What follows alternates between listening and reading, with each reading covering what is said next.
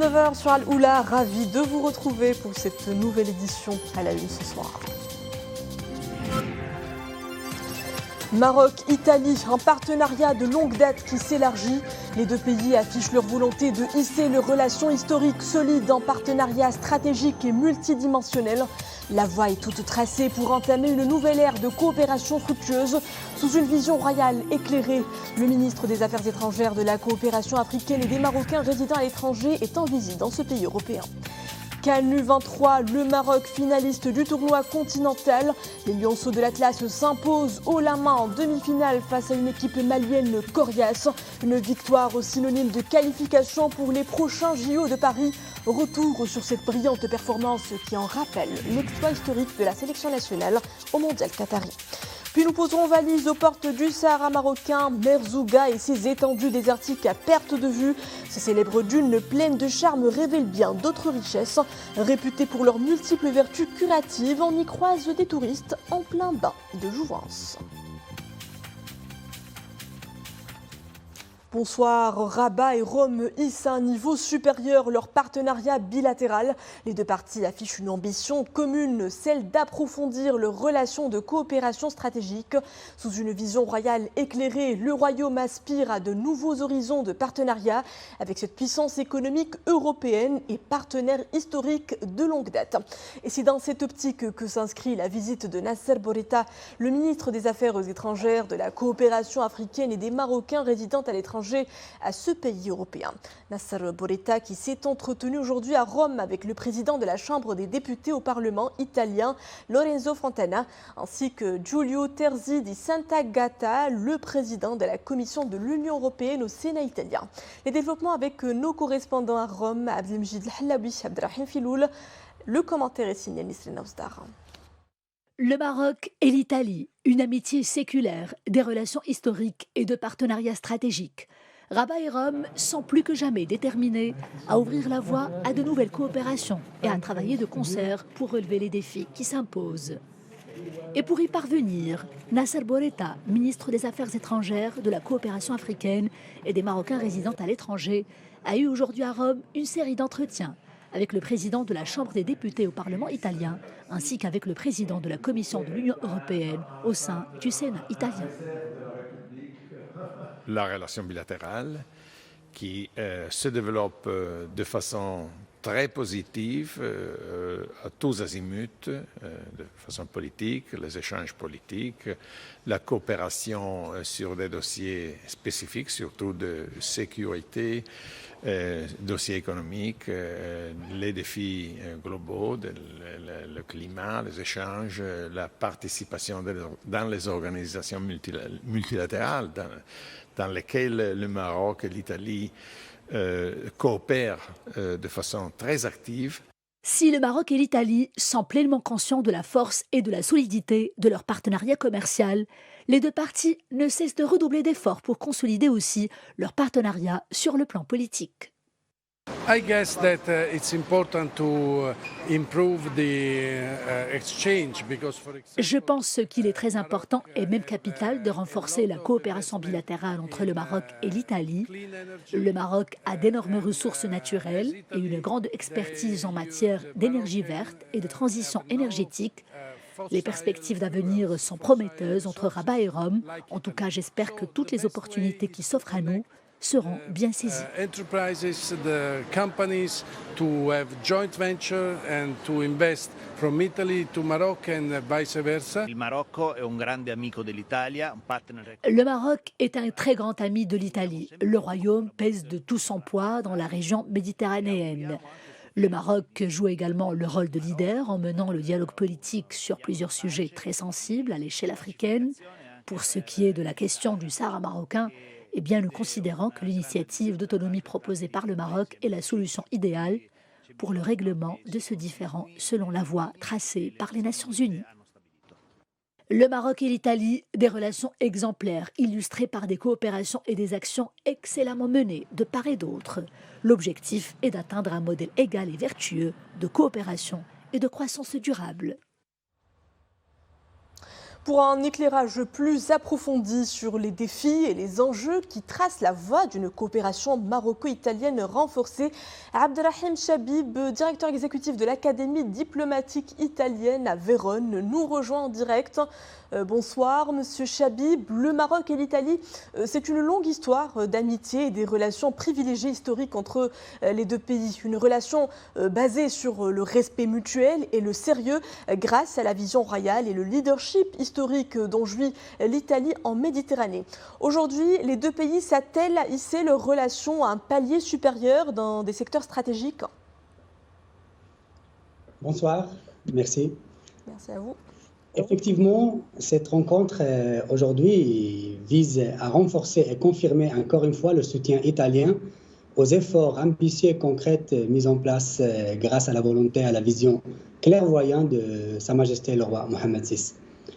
Il faut retenir de cette rencontre, effectivement, que les plus hautes institutions italiennes ont pu accueillir le pays qui ont plusieurs fois défini comme un pays ami, un partenaire stratégique, notamment dans des secteurs clés, comme celle de la migration, de la sécurité et du terrorisme.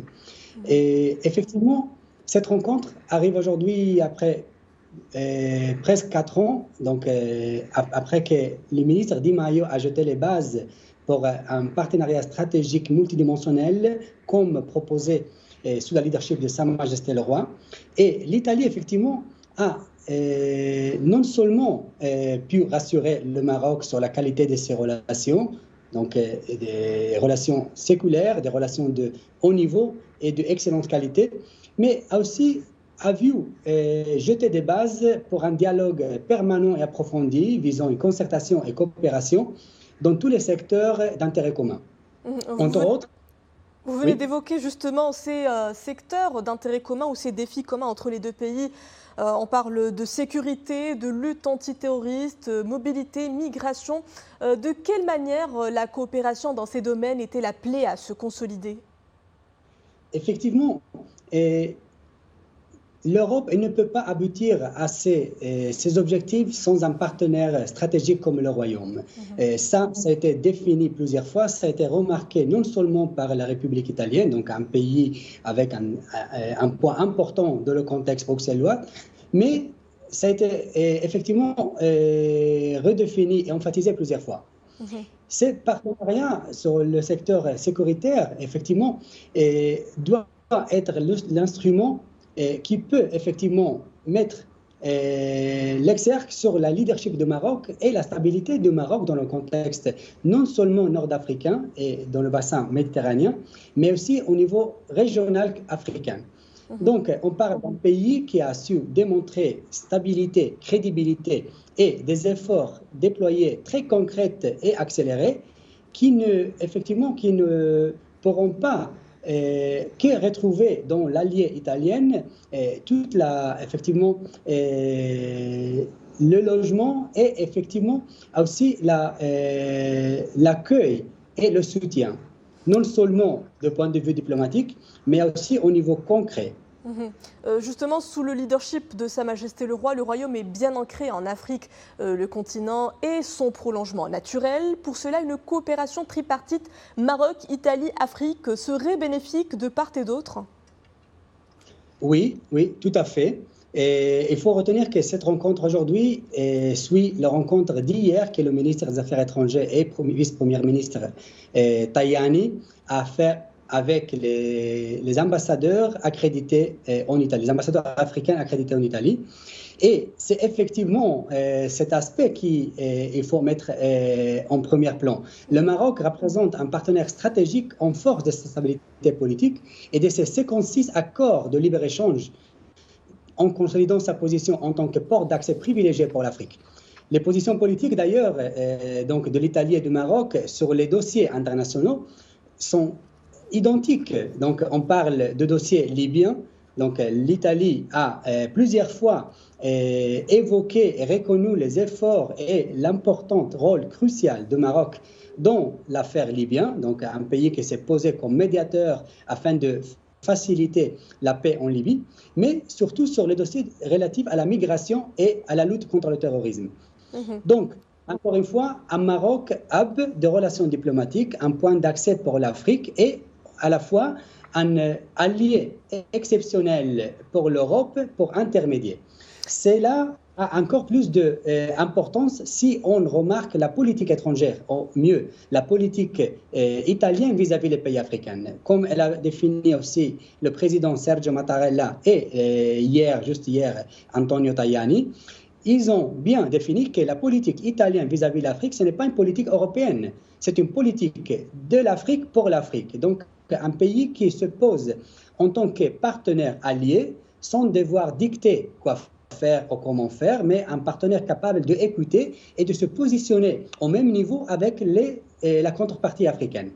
Cela fait de l'Italie effectivement un partenaire idéal dans le bassin méditerranéen et dans le contexte européen. Et je pense qu'effectivement, ça représente encore une fois une opportunité à saisir pour le Royaume.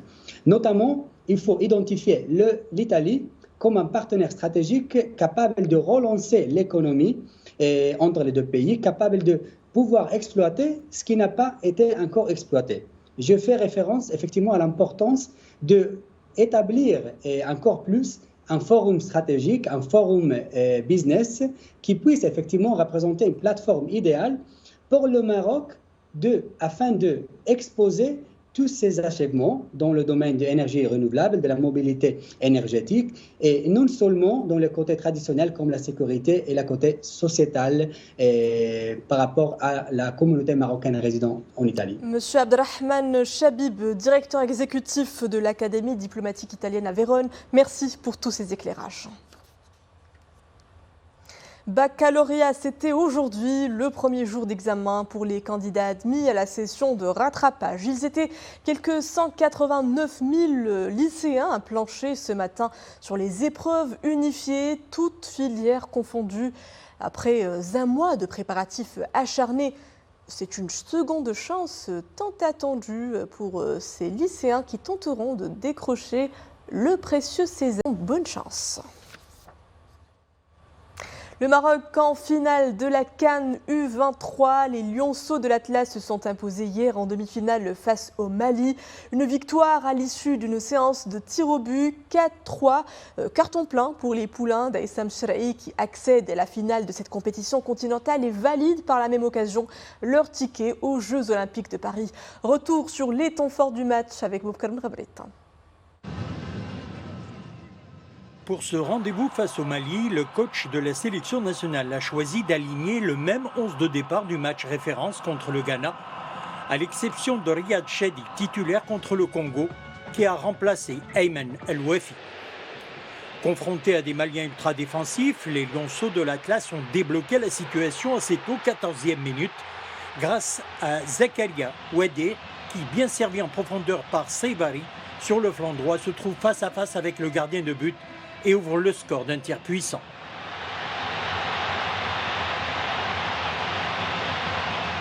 À la reprise, l'équipe nationale a dû résister tant bien que mal à une énorme pression des Maliens qui s'est soldée par un but d'égalisation de Mamadi Diambo à la 66e minute.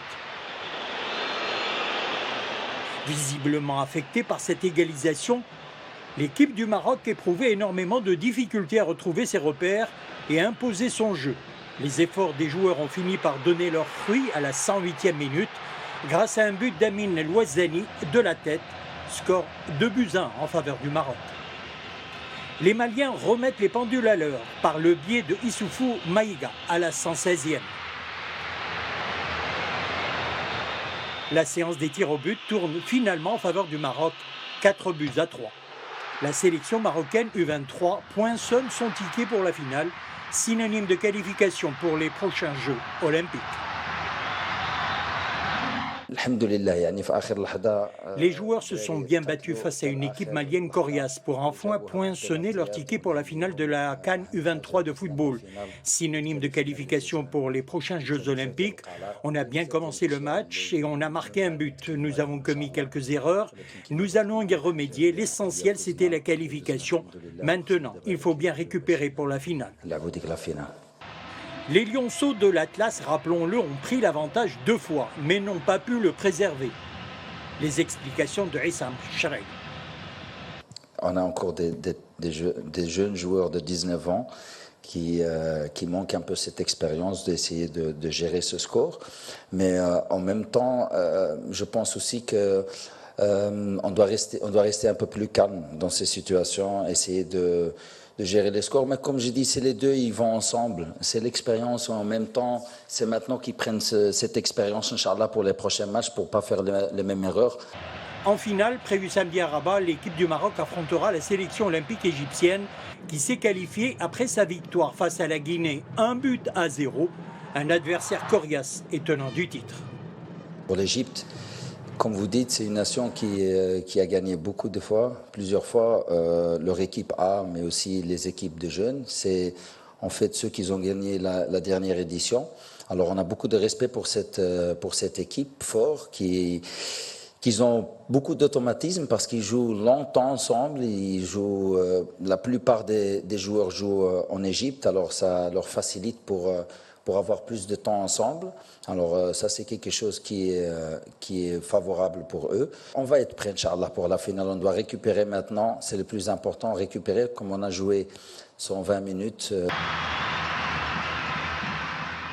Après l'exploit historique de l'équipe du Maroc A au Mondial 2022 au Qatar, le football national ne cesse de briller dans les différentes catégories d'âge, comme en témoignent les derniers résultats exceptionnels des sélections U23 et U17, finalistes de la CAN 2023 et qualifiés au Mondial pour la 2e fois de son histoire.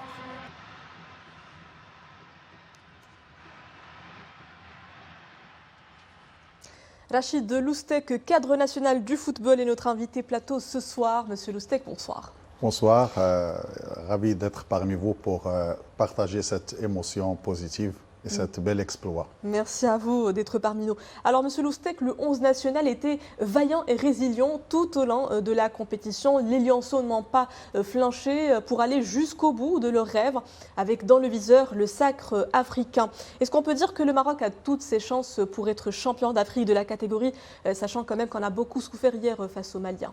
Je pense, avant d'entamer la réponse de cette question, il faut d'abord féliciter toutes les composantes de notre équipe nationale, comptant de notre premier réalisateur de cet bel exploit qui est Sa Majesté le roi Mohamed VI, plus le président M. Fawzi El-Qja et tout son comité directeur et tout le staff de l'équipe nationale.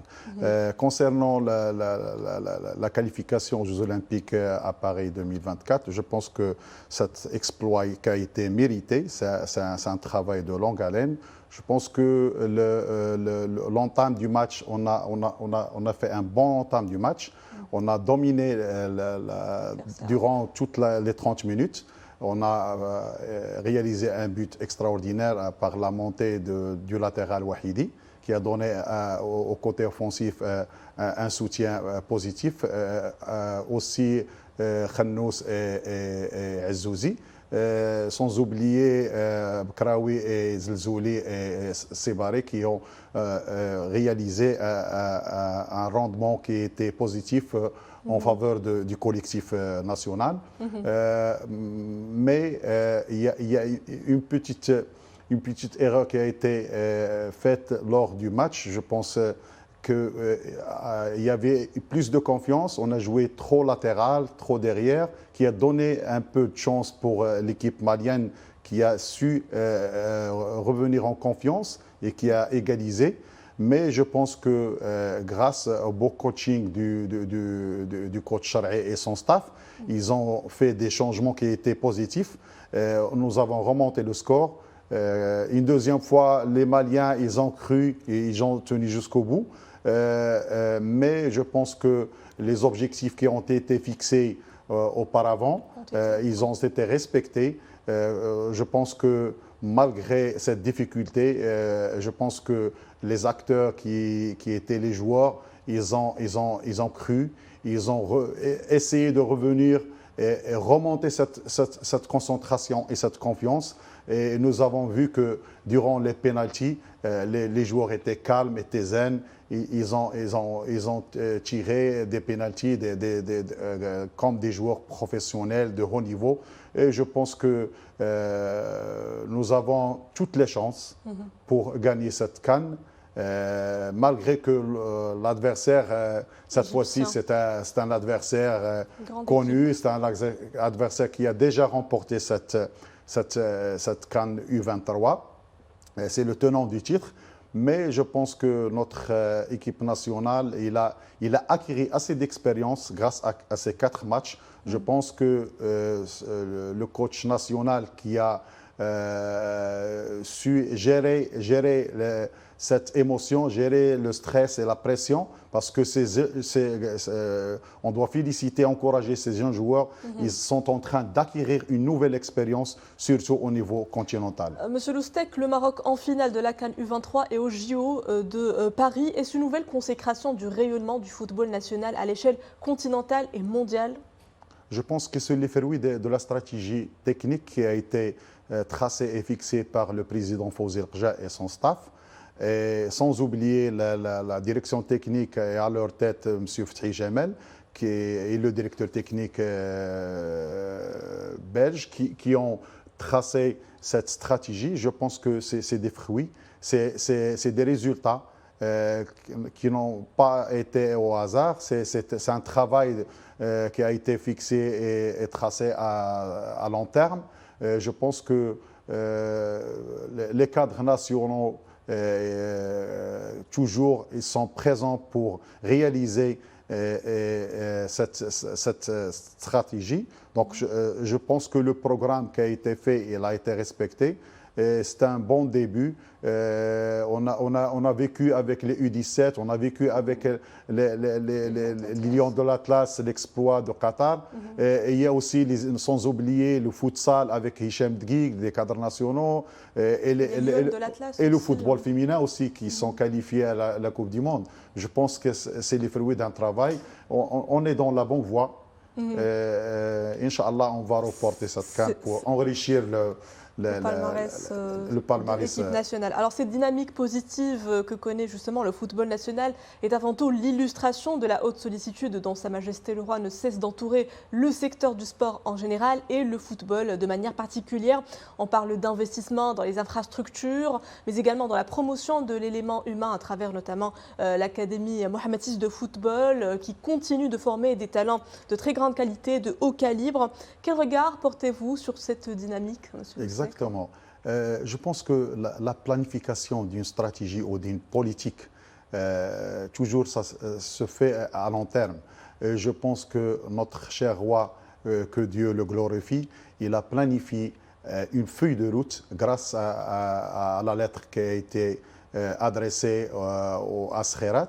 Je pense que cette feuille de route, M. Fawzi El-Kja, il a pris comme modèle, comme feuille de route. Et nous, en tant que fédération, que CNOM, que Ligue, on doit prendre aussi le modèle de Fawzi El-Kja et le partager avec les autres fédérations. Je pense que la planification et la politique technique nationale de la Fédération royale marocaine, il a pris à la lettre la feuille de route de la lettre royale. Et je pense que nous sommes dans la bonne voie. Et le sport va être évolué grâce aux bons dirigeants, je pense aux bons techniciens dans les bons endroits. Je pense que toutes les composantes du sport national, ils sont conscients de cette feuille de route, ils sont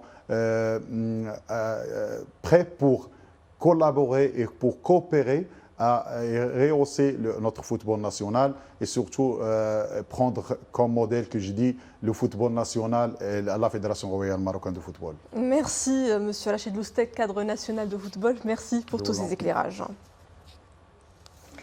Je vous propose à présent une escapade désertique à Merzouga. Cette destination touristique populaire séduit par ses paysages sahariens, ses kasbahs, mais aussi par son sable brûlant. Au pied des dunes, ils sont nombreux à se faire ensevelir dans les bains de sable très chauds aux innombrables vertus.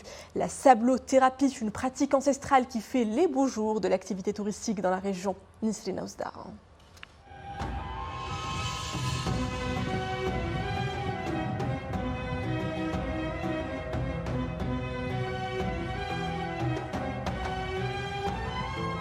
Loin de la fraîcheur des plages, la chaleur bienfaitrice du désert. Les bains de sable brûlant ont aussi leurs amoureux et même leurs adeptes. C'est le cas de ce jeune Casablancais qui vient presque chaque été effectuer son séjour de sablothérapie et goûter aux bienfaits du sable désertique. Cette thérapie m'aide beaucoup à soulager mes douleurs articulaires et même mes maux rhumatismales. Elle me permet aussi de me relaxer et d'oublier le stress lié au travail. Faire du bien à mon corps avec une pratique aussi saine est impeccable. Ces sables à perte de vue sont aussi réputés pour le traitement de plusieurs maladies, comme l'arthrose, les névralgies, les lombalgies et plusieurs autres douleurs vertébrales. Une équipe médicale hautement qualifiée veille au grain, reste à l'écoute des besoins de chaque personne. Entre le mois de mai et celui de septembre, nous recevons plusieurs personnes qui veulent profiter des bienfaits des bains de sable. Et nous ne ménageons aucun effort pour leur assurer la meilleure des prestations. Ces moments de cure exceptionnels en plein désert sont aussi un produit touristique incontournable qui ne cesse de booster l'économie de la province. Et c'était l'escale de fin de cette édition. Merci à vous de l'avoir suivi. Le retour de l'information en langue arabe est à 21h. Excellente suite des programmes à tous sur Al-Mila.